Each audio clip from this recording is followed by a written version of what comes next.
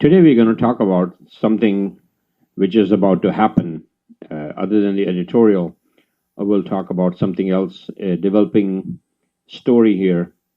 The US President, Mr. Donald Trump, he's saying that he has reason to believe, uh, and we know who the culprit is for the drone attacks on uh, Ramako plants, which are the Saudi Arabia's the largest company and the richest company in the world as far as oil is concerned. Let's read this.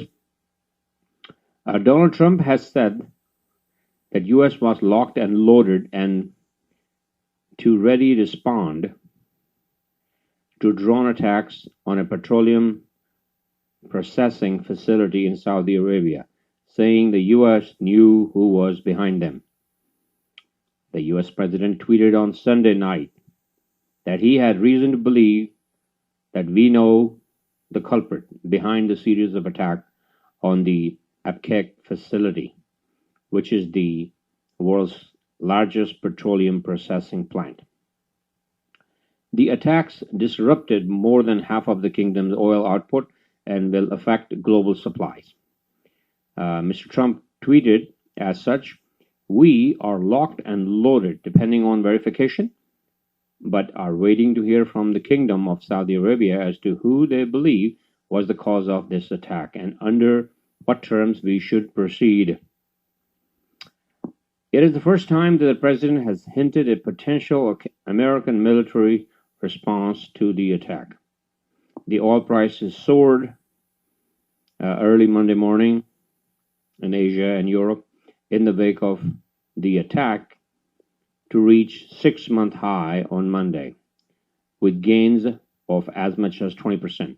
The Brent crude oil, the international benchmark, gained almost $12 a barrel, reaching up to $71.95 a barrel before dropping back to $68 a barrel.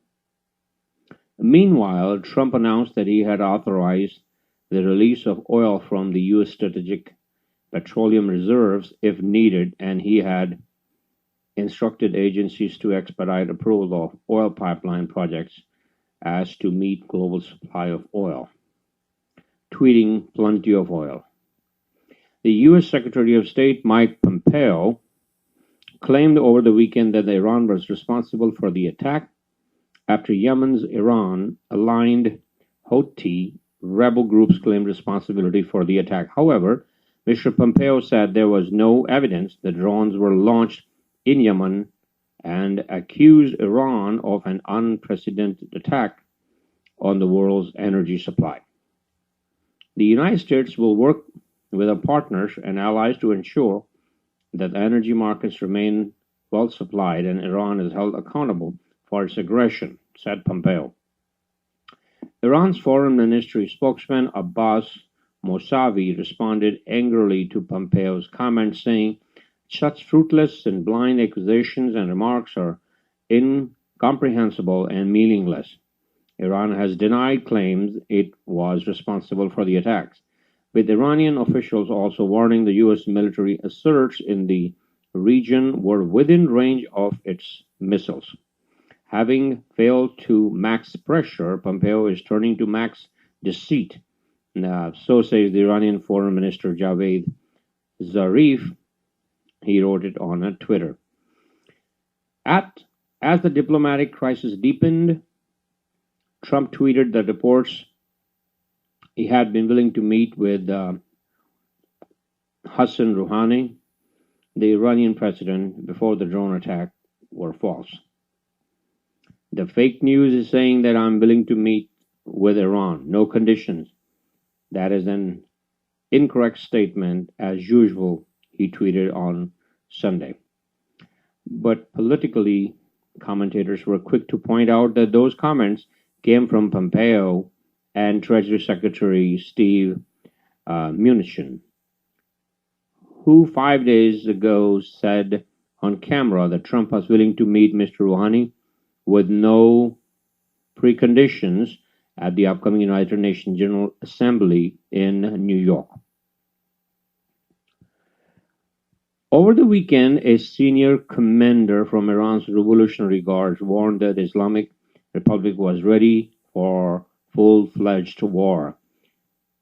Everybody should know that all American bases in their aircraft carriers in a distance of up to 2,000 kilometers from Iran were within the range of her missiles. The head of the Revolutionary Guard Corps Aerospace Forces, Armeli Hazideh, was quoted as saying by the semi-official Tasnim news agency. Saudi de facto ruler Crown Prince Mohammed bin Salman has said that the kingdom was willing and able to respond to the terrorist aggression. Saudi Arabia's officials and pipelines have been targeted by rebels over the past year, but never on such a scale and causing such disruption. Analysts warned that global supplies of oil are likely to suffer a major jolt following the attack. Aramco said, this is the Saudi company which has been hit, said that the attacks would cut oil output by 5.7 million barrels a day, more than 5% of the global crude supply. No casualties were reported, but the full extent of the damage from Saturday's attack was not clear, nor the type of weapon used, and reporters were kept away from the plants amid beefed-up security. Aramco also said it'll dip into its reserves to offset the disruption. On Saturday, CEO Amin Nasser said that the work is underway to restore production, but the incident could affect investors' confidence ahead of Aramco's stock market debut.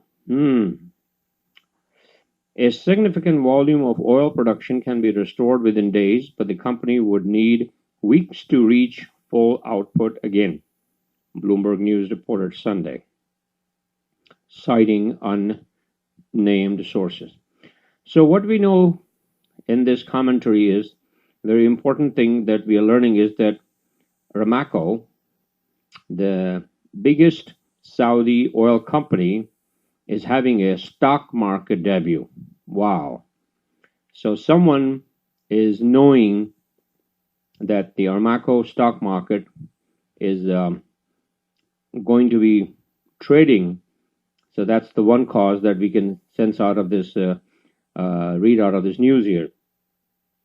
A second, the flip-flop that Mr. Trump is saying that he never said, that he wants to sit down and talk to Mr. Rouhani, whereas Mr.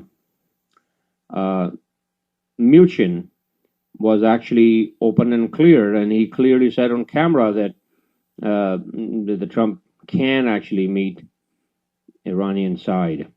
So that's another strange thing that we are picking out of it. And third thing is that these drones were first, they were claimed to have been flown in from the Yemen side. The Yemen rebels took responsibility as well. They were saying they did it with the loyalists in the Saudi Arabia. So don't know, they use the word honorable.